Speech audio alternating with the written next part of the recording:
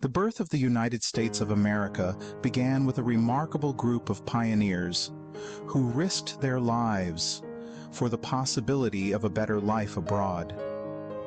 This story is resilient and remarkable, a tale of faith, freedom, and new beginnings.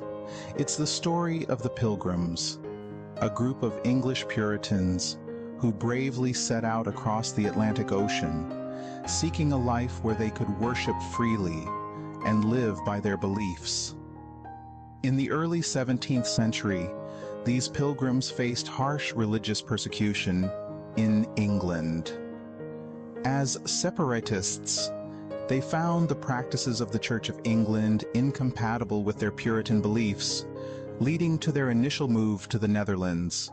However, life in Leiden, Netherlands wasn't easy. The economic hardships were even more severe than England, and they worried about the secular influences on their children from the Catholic Church, fearing a loss of their identity.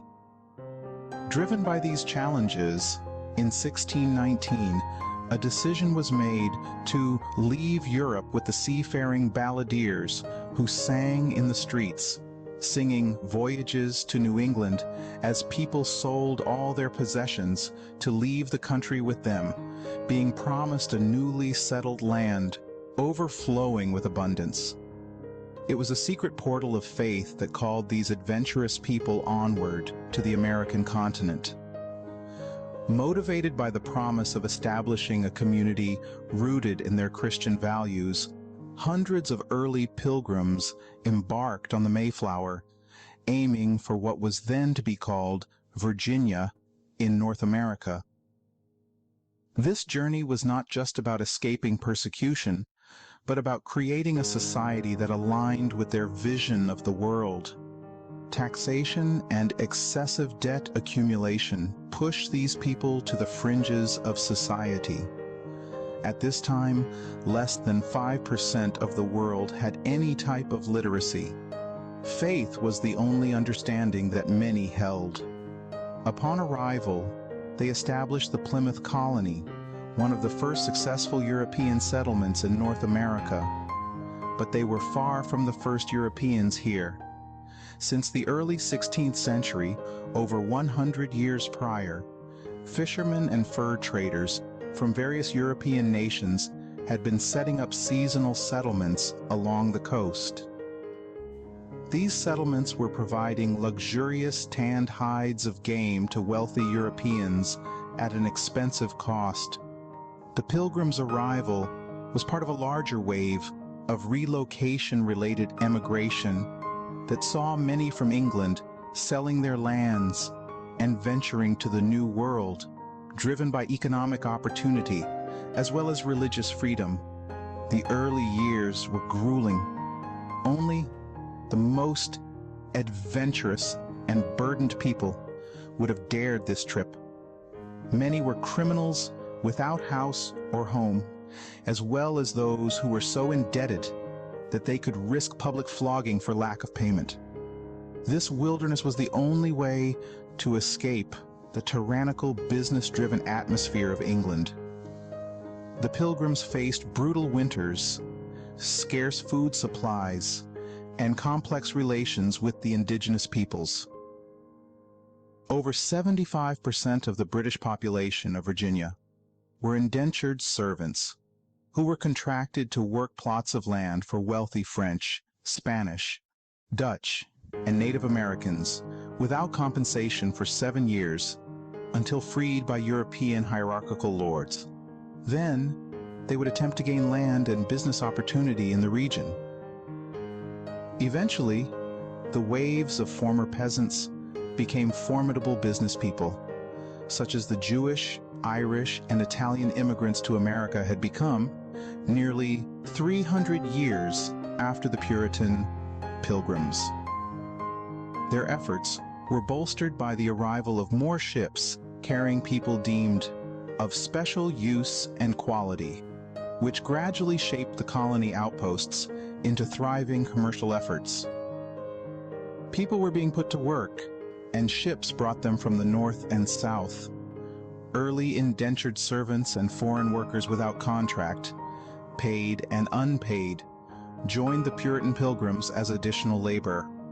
For work opportunities from the 1640s to 1820s, when transactional enslavement and all manner of indentured labor of those from foreign nations became illegal in 1825, this is when mass reproduction of the enslaved populations began, predominantly of color and of chattel status, in order to compensate for the massive scale of commercial farming contract opportunity, which began feeding the European continent as well. The variety of vegetables, fruits, and foods, such as smoked preserved meats from America, sustained life for the Europeans who suffered with food scarcity and nutrient-related diseases, such as scurvy and rickets. Famines in England, Italy, and France were common almost every year until at least 1850, whether it was by man-made conditions, such as political disinterest in investing in foodstuffs, or the inability to properly time and scale harvest communications. Any food scarcity could not be corrected until 6 to 9 months later. American farming grew food stability in Europe for over 350 years. To this day, Europe imports their predominant portion of food from overseas. These early workers were predominantly males of color, later called black, in the census of 1890, and approximately half of them during this period of 1619-1825 were considered freedmen. The mass reproduction and most labor-intensive period of slavery existed from 1825-1860, when the institution became extremely competitive and formulaic. The wealth that was acquired by virtue of forced unpaid labor made the system recession-proof. This forced a global currency and commodity scheme that was unparalleled by every measure. Slavery was not abolished in 1825. It had become a race against time to create a worker class to meet yearly harvest. They could no longer count on easy and cheap adult labor from overseas. But they were then forced to trade skilled and disciplined professional slaves who had become masters at their craft and knew how to run a farming business. Many were fledgling scientists, inventors, experts in carpentry, and had held positions as contractors for multiple job sites. Master seamstresses, cooks, chefs, livestock attendants, groomers, and the like. They were more costly. To take at least 10 years to train a child was a promising gamble. America was a work cooperative with mostly decent racial relations and no consciousness of race until the 17th century English monarchy noticed that the American trade leaders who had come to negotiate harvest contracts had all become non-white, as well as their children. In the American climate, there were only friends and foes. Each person worked hard for survival. Due to the English monarchy-connected incidents, such as Bacon's Rebellion, which was a workers' uprising among the American farm workers, separation of people by color created a perceived advantages. Laws were created by 1700 in respect to color. Some freedmen went on to intermarrying with other Puritan pilgrims or joining Native American populations who also purchased servants and foreign workers to work their fields and harvest food. The Native Americans were an active partner in the trade of workers, whether enslaved or indentured. They only differed in cultural philosophy toward their workers because they did not share the laws of England.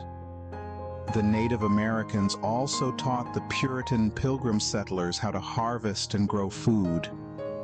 Yet they were often repaid by forced theft of their land, as they were pushed westward by hordes of new settlers. By 1650, many coastal American towns began to close to new settlers to ensure economic viability for future generations, and to divert settlers westward into the interior of the country as pioneers. The story of the Pilgrims is a story of resilience. It's a fundamental chapter in the story of America. Thank you for joining me for this video. Remember, history isn't just about the past. It's a mirror reflecting our own times, our struggles, and our future. Until next time, keep exploring here in our YouTube Esoteric Pavilion. Visit us at psychicunderlord.com